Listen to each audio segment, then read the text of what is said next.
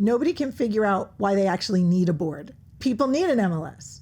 They don't need a board. I could see back in the day why boards came about. You needed a board because the way commissions worked were so much different than they are today. Before the internet, you needed a co-broke agreement, and then you got paid after the fact. And then if one broker cheated another broker for arbitration and all of those things. But today, the way everything has changed with buyer broker agreements and getting paid part of the deal and getting paid right at the table, it makes disputes completely irrelevant. Why do you think people want to be on the board? Why do I think people would want to be on the board? Like these. Well, let's describe what the board is. Yeah. What is the board? The board is the arbitration network / wing of a local government that is affiliated with the state board for that state, which is affiliated with the national board. I've always just thought of it as the arbitration wing. Here's the way I think of the board. The board is the way for people in the market who don't make a whole lot of money to get free trips, like 6, 7, 8 a year.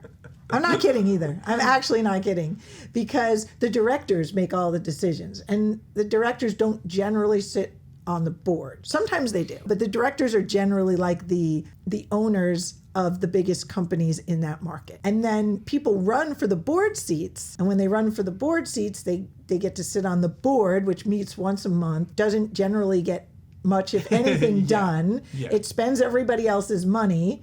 But generally why people do it, the free trips. In November, they get to go to the big realtor board show, then they get to go to their state show, then they get to go to the tech show, and then the luxury show, and the Inman, and all of these places, and the boards pay for it all.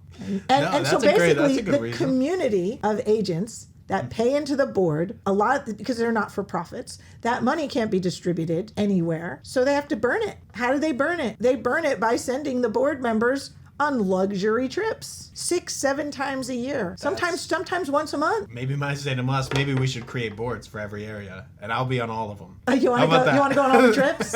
Yeah, let's do it. Yeah, so what we do is we keep our costs low. Yeah, just so that the general person who's busting their butt in real estate isn't paying for somebody who just comes and drinks a diet soda once a month at the meeting and gets a free trip around the world. So MyStateMLS, a company that actually is a company created by modern employees versus typical boards, which is just a century-old process handed down that now is just taking trips to keep nonprofit status. They take trips. They make stupid rules. They don't just take trips. That's fair. I do have to say that they make stupid rules.